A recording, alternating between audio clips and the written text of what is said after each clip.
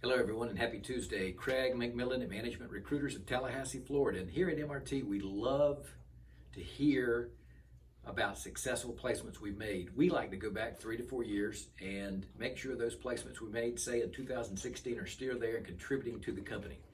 So I've recently went back and looked at 2016 placements, and I can say that we're at about 85% retention. And the volume of dollars that those professionals have saved and or made their companies it's just astronomical. We love that. We live for long-term placements.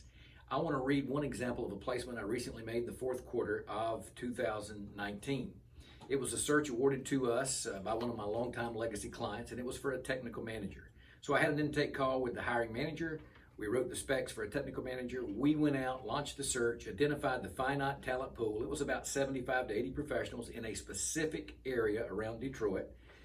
But the first candidate on the list was someone I knew and held in high regard and had placed 3 times in his career. He was our first candidate. He interviewed face-to-face. The team came back and said, you know what, he sounded a little arrogant in the interview, we want to pass. We continued the search for another 30 days. We narrowed the pool down to 3, presented those, everyone was interviewed, and then they had a really tough decision. But in the meantime, I kept asking them to interview that first candidate again. They relented, and they did, and they chose that candidate. So inside of about 45 to 50 days, that professional has saved that company approximately $50,000. So the service charge that they paid us has been paid back in full. And I want to read this success story. I love this. Improved throughput and cycle time for a secondary tied to another critical press. The value stream showed that at the current configuration, we would never meet the tack time and keep up with the press due to too many problems in the flow through the secondary. OEE was at 48%. We were constantly shutting down the press to allow the operators to catch up.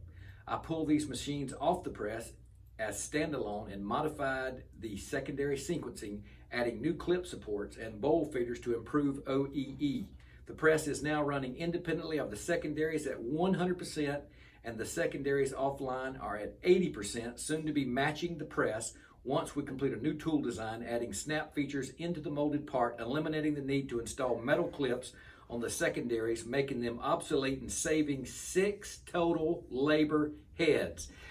That's what we're all about here, and we love it. That's just one success story of many that this professional has already contributed to the client. That's what we live for here.